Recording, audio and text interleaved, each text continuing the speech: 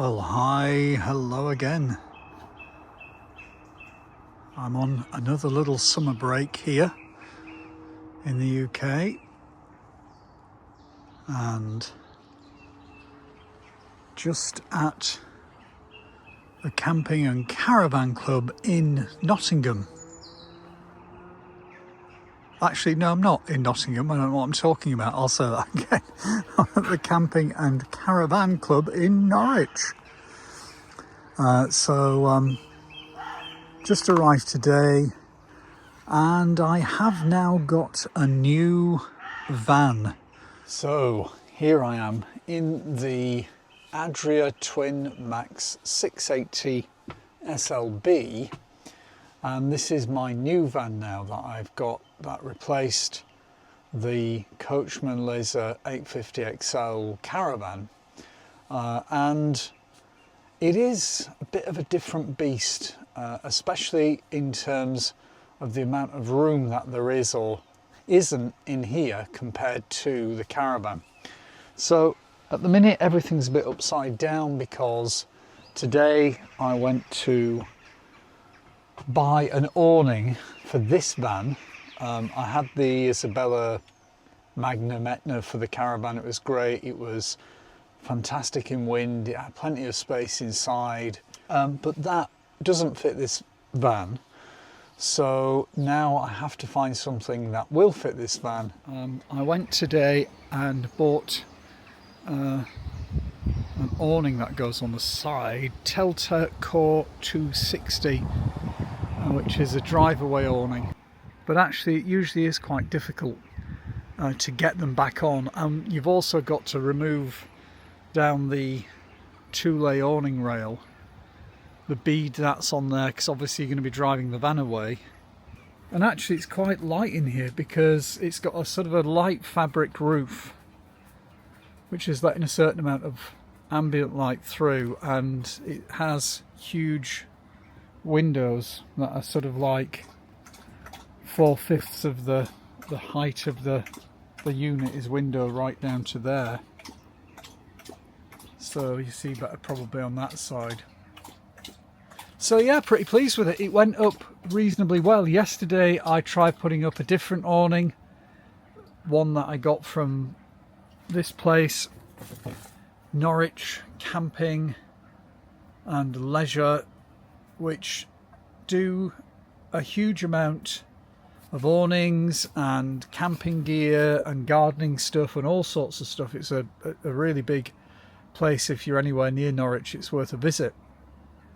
And I must have been there 10 times now over the last few years as I've been in the caravans or now in the big camper van that I've just bought. So got it from there yesterday. Absolute nightmare.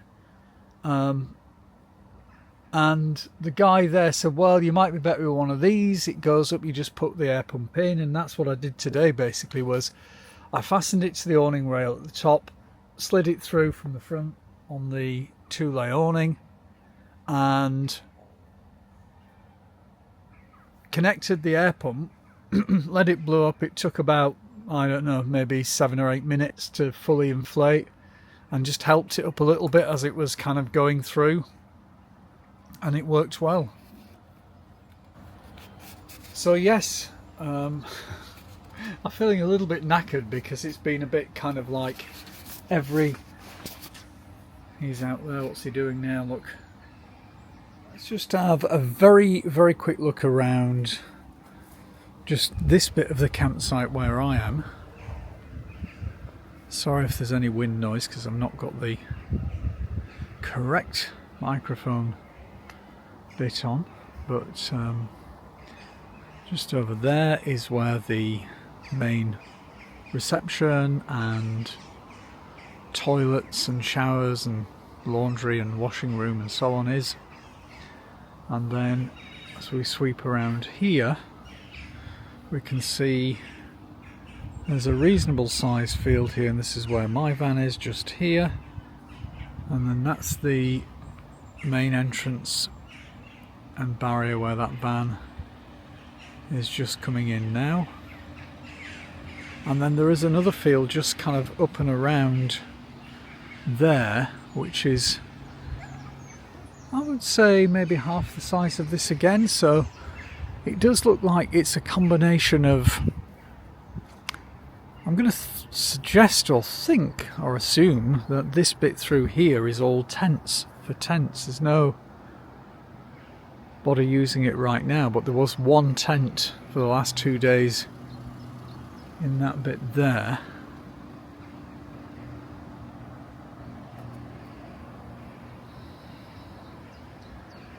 Skies have turned nice and blue. Apart from in that direction. So that's kind of the back of the van, which takes up literally about half of the van. It's got air conditioning in here, which in the last few days has been keeping it nice and cool, very important.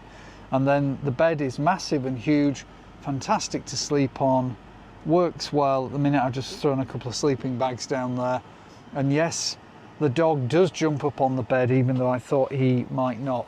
Bathroom is in a bit of a state, just all sorts of grass and stuff walked in, and I've not got anything in any kind of like order and organisation. It's all just a little bit sort of all over the place, so it's a bit of a tip at the minute.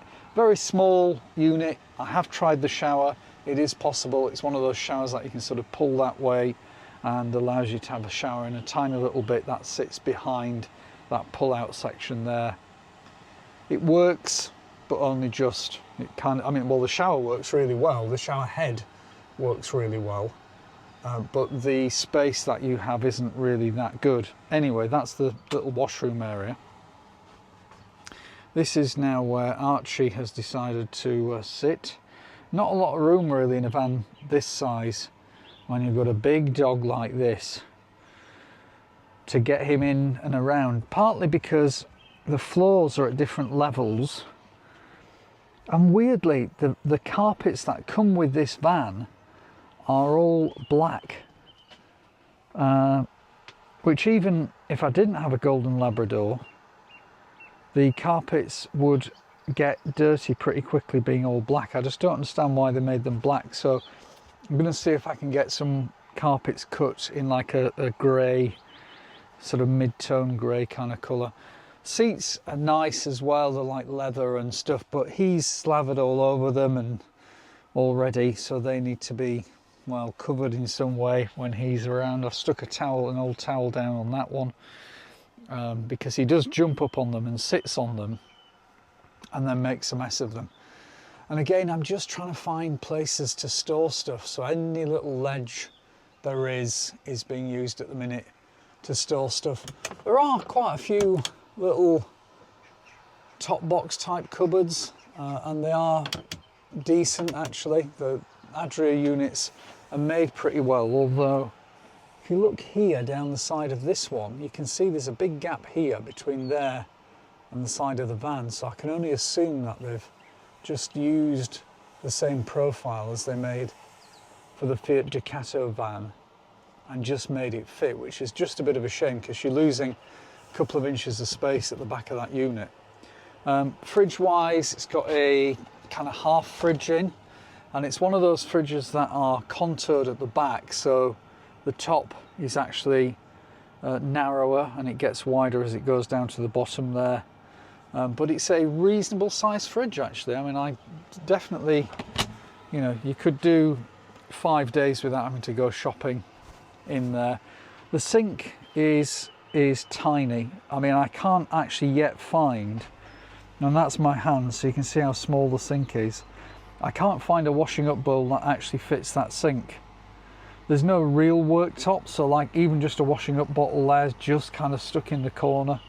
Then there's a 2-burner hob under here. I have used it. You can get a frying pan on one of them, and the other ring is kind of there just for decoration.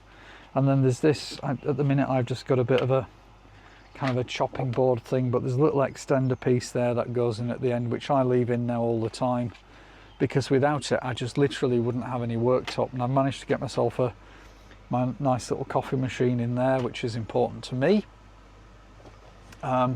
It's got lighting, which actually I perhaps should have switched on before doing this, shouldn't I? Would have made more sense to have put the lights on. And then it's got these little sort of drop down lights here as well, which kind of just illuminate the bottom area, which is quite good.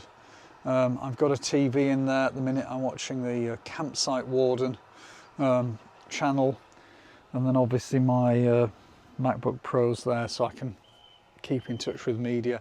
It is the model of van before the very latest model that's just come out, and it's on the MAN van. So let's have a quick look outside.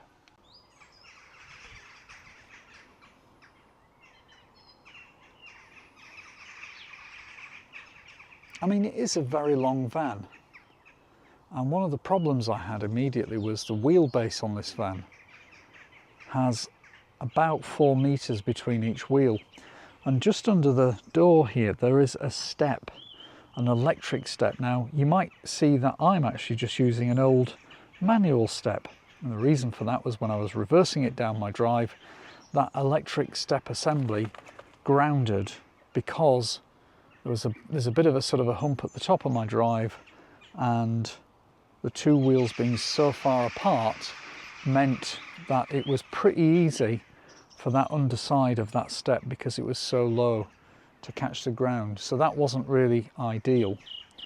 At the minute I'm using a Wastemaster down there just because at this site there isn't a motorhome servicing point. So yes, you can, and as I did when I first arrived, you can stop by and fill the water tank, but you can't empty the water tanks in there. In the back here, there's quite a big garage space, but it's absolutely chocker full of stuff at the minute.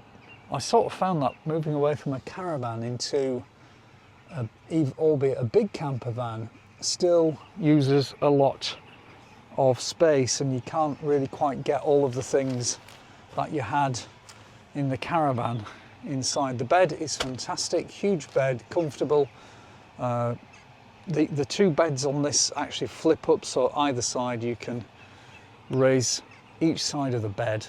And what I'm kind of using that floor space for then in the middle is to bring with me a small motorbike, and I'm trying that out for now as I'm driving with it in the back of the van, just so that I can sort of park the van up, leave it there, fit an awning, whatever, and then go off to the shops and so on. Go out little sort of trips here and there just on the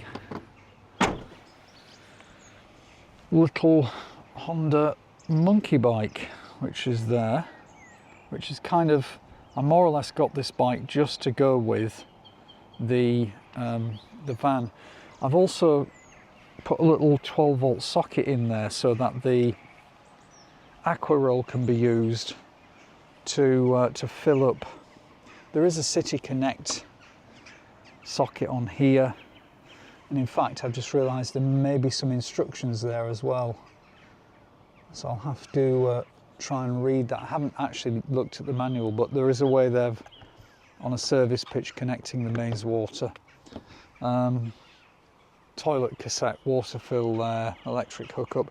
Now this one has only got diesel combi boiler for both water and heating. I believe on the newest one that they're going to bring out this year, actually you can get the combined electric and diesel version.